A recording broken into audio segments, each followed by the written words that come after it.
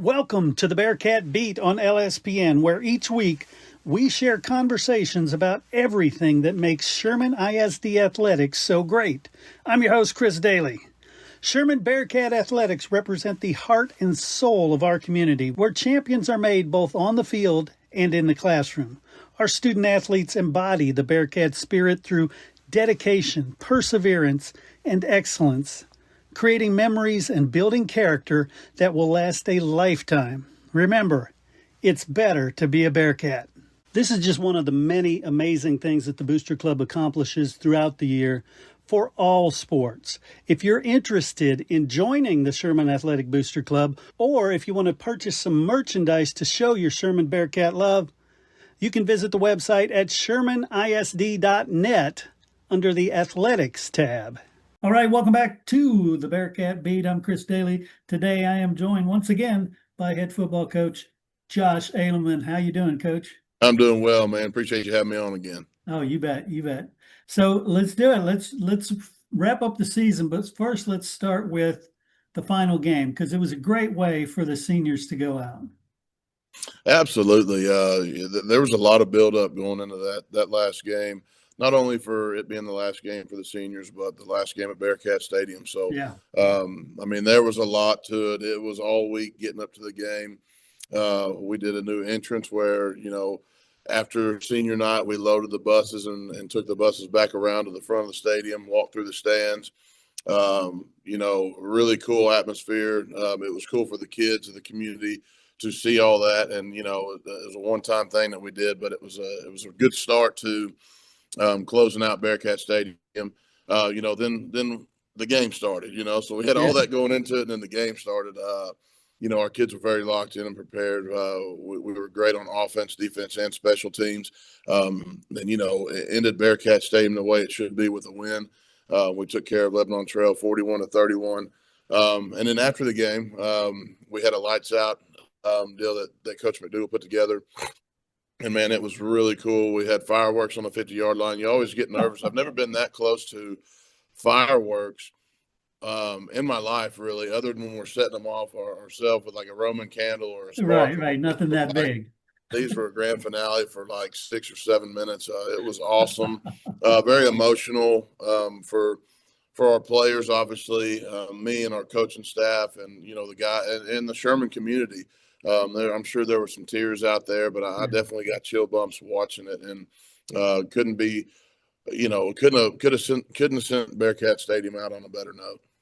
I love that. And speaking of sending the stadium out, talk about what's going to be replacing Bearcat Stadium. I'm going to tell you, it's going to be the best stadium in Grayson County, 100%. We pride ourselves on having the best facilities here, but this thing is top notch.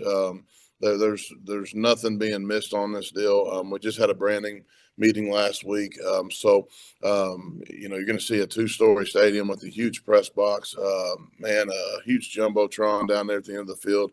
Like I said, it's going to be the top stadium in Grayson County, and to be honest with you, it's going to be probably in the top 10 in the state, in my opinion, Nice. When it comes to facilities and how we're going to open this thing up. So we're fired up. Obviously, right now there's a lot of banging on metal and welding going on. But you know what? I couldn't be more excited for this community to have this stadium coming in and starting a new tradition. Nothing's ever going to replace Bearcat Stadium. Sure. But we're going to start a new history with this one. So we're excited about it and fired up to open it up next year. That's so cool. And ballpark, what is the budget for a stadium like this? Budgets are about as good as going to get groceries right now when it comes to that with inflation and everything. But we passed the bond for $46 million a couple of years ago, and that's what the stadium. That's what we're building, a $46 million stadium, which is just incredible for this area and the things that it's going to be capable of doing. To showcase our athletes, our fine arts departments, our cheer, our high steppers. We're fired up about doing that because it's not just going to be a football stadium. It's going to be a multi-purpose athletic facility that we can showcase to the state for events. When I'm talking about hosting track meets, band competitions, anything that you can imagine the stadium will be able to do. That's awesome. That's so cool. And I mentioned the seniors. If you could talk about the seniors of this year's senior class and the impact they had on the team. Well, so we met with them on Monday when we got back from the last game, and I'm gonna tell you what, like I truly think that they are the foundation piece for what's to come. And then Hmm. you hate that they didn't get to see the success on the field as much as they deserve to, in my Right. opinion. But here's the deal: they could have quit a long time ago. And I tell you what, we got better as the year went on. Their leadership got better as the year went on, and they set the foundation piece for us to be successful moving forward. And it's always hard to say that and hear that when you're Yeah. talking about kids because they didn't get to see the success, but they're going to be the reason that we have success moving forward because of the way they practiced, the way they played, the way they were disciplined on the field. And I love those kids to death. Each one of them, we have a personal relationship with them, Hmm. and it's hard to see them go because they left everything on the field for us. And it's not just talking about the field; we're talking about off season and just changing their life into being the best person they can be. That's our like our motto is being your best. And so, man, I hate it for those guys. They didn't get to see the success, Right. but I love those dudes and what they set the foundation. I can finally say there's a foundation piece after 3 years that you can build off of, Mhm. and I truly believe you have to be able to compete before you win games, and that's what we Yeah. did this year. Probably minus one game against Lone Star, which not many people are having a lot of success with that Yeah.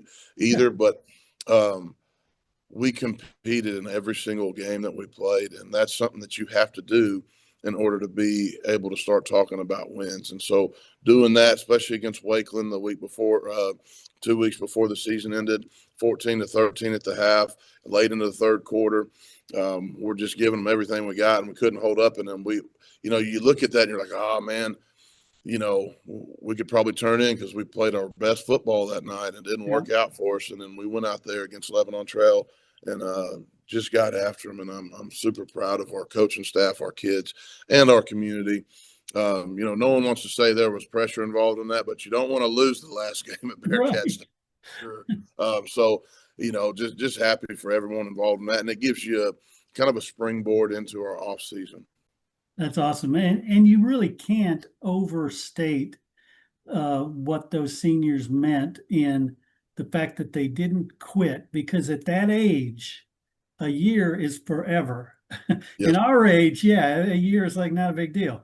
But but man, that for them to realize that's it and still keep fighting and knowing they're not going to get to play next year, that's Mm-hmm. huge. And I think, you look at it and you try to tell kids, that this thing's going to be over one day. And then when they realize that it's over, they're very emotional about it.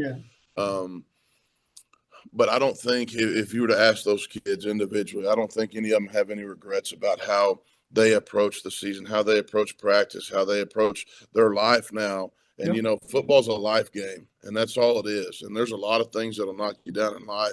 There's a lot of things that you can learn from in life, but it's all about getting back up, playing the next play, and doing your best on every single rep. That's in life and in football. And these kids, man, I'm telling you, like you just wish it's class. You wish you could have another year with, but yeah. you can't. But I couldn't be more happy for those kids and who they're going to be as men. I love that. I love that. So talk about the off season. What's next for the program in the off season? So, we took a little week off there last week, had to turn in equipment, do our player exit meetings. We're starting up coaches evals this week. We checked out equipment this morning. We'll check it out again tomorrow, and we're starting off season. So we're going to kind of transition to. It's called Feed the Cats, and it's not for the show. That's what the program's called. Hmm. Um, and basically, what it is, and long story short, here is that everything's going to be measured. Everything's going to be put on a board. Everything is going to be goal oriented about like we're going to go run flying tens one day. Well, we're going to run that time that day. The next time we run flying tens, we want to be faster. And Yeah, so we want to just keep getting same thing in the weight room. Everything is going to be measured, scaled, weighed, everything that you can do. And then once we get into the period, we're going to be skill-based when it comes to football. We're going to work, really hone in on football skills when we get to that period time. But we're excited about it because it's all about max effort, full recovery. But we got to get that max effort. And we got to find out what that max effort is in order for us to be able to be successful. And when we're going to the track and we're going to our other sports and we're going into football, we've got to run each route at 100%. And what is our 100% threshold? Well, the only way to measure that is by putting it down and taking times and doing it. So that's what we're geared for. We're excited about it, and it's going to take us to the next level of how we do things around here and really hone in on these guys getting faster and stronger and pushing themselves. It's easy to go out there and say we're going to have a max week and we're going to go run as fast as we can 1 week out of the year. 1 week out of each phase, and we're going to try to beat that again in 9 weeks. We're going to try to beat it every single week. And so that's something that's it's going to push our kids to be their best and really focus in on the little details of giving everything they got. All their energy's got to go to that rep. And I think that translates to a football field of being able to, every single rep is about 6 seconds. Can you go 6 seconds at all you got? And that's our goal. And then we got to be able to repeat that over and over and over again. So we're excited about it for sure. Yeah. And you mentioned exit interviews. It depends on the environment that you're in. Sometimes exit interviews are just kind of standard rote stuff, but other times you find some surprises in those exit interviews because those seniors don't have to worry about, oh no, I can't say anything because it'll reflect poorly on me. What is your experience with exit interviews? Have you heard any surprising things that have maybe changed the way you think about something?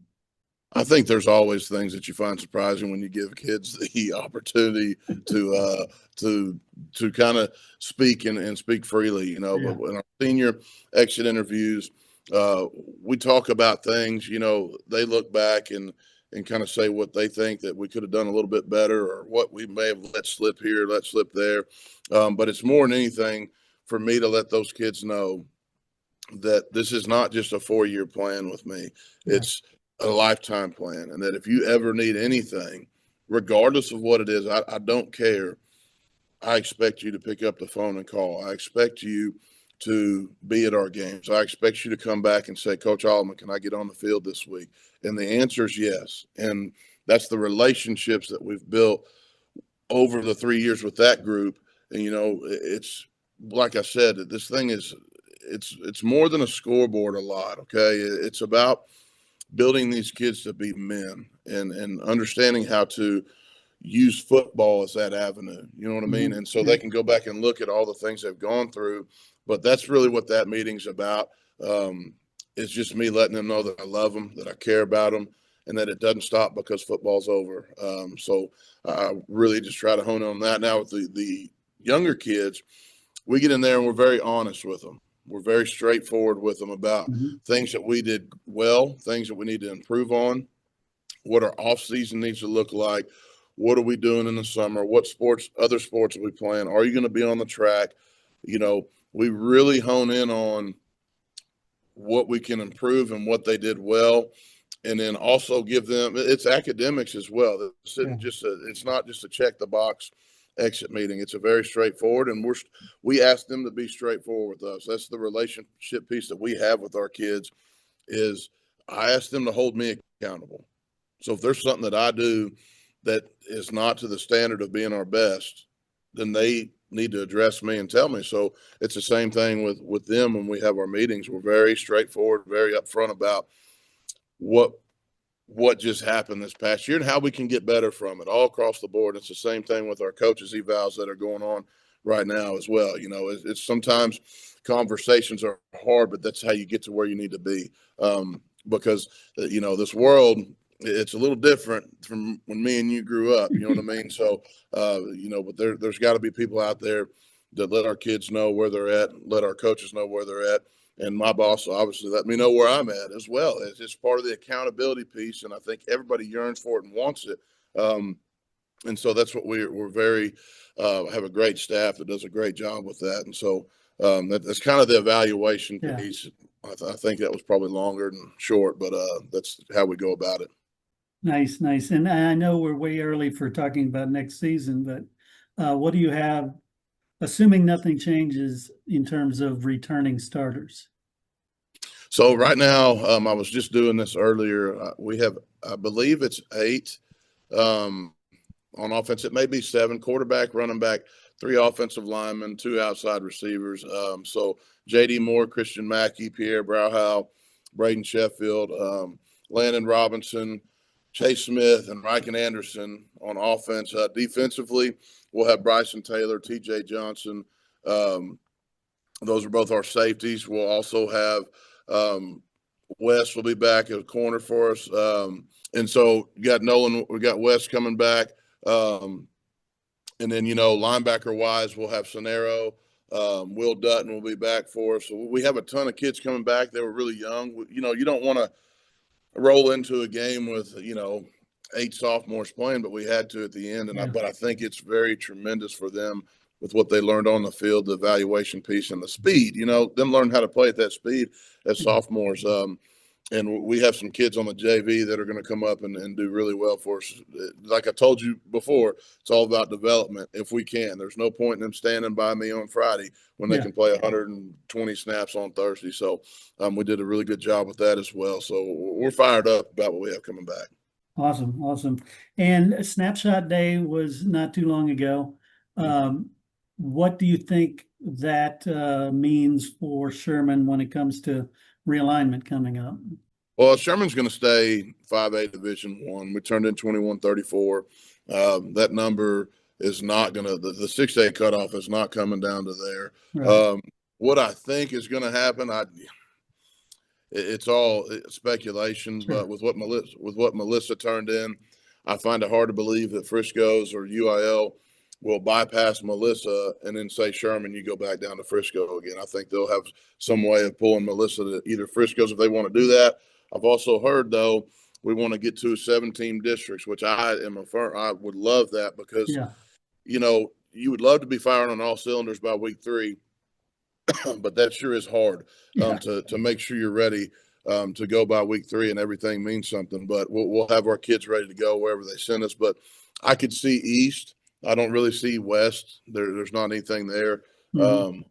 But, I think Sherman being so far north, what they do is they draw all their districts. This is my opinion, but they draw all their districts and they get a little tack and say, oh, there's Sherman.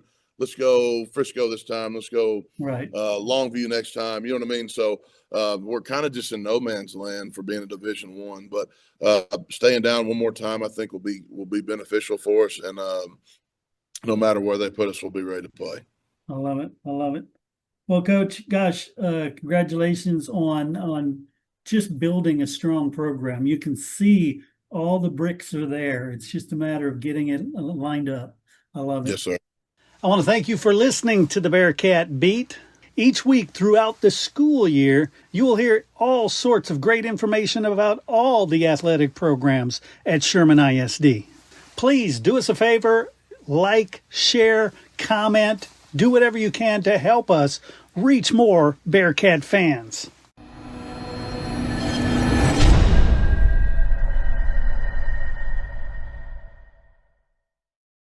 Hey Coach, Lone Star Gridiron has been the leader in Coach's Show podcasts for 20 years, and now you can get your own Coach's Show podcast each week during the season as a fundraiser for your booster club. Yes, booster clubs all over are using these podcasts to help their sports programs. You get to share the stories of your program and your kids to a huge audience and make money. We started with just football, but this year have expanded to make them available for all sports. Call 713-269-4620 to find out the details and get your Coach's Show started.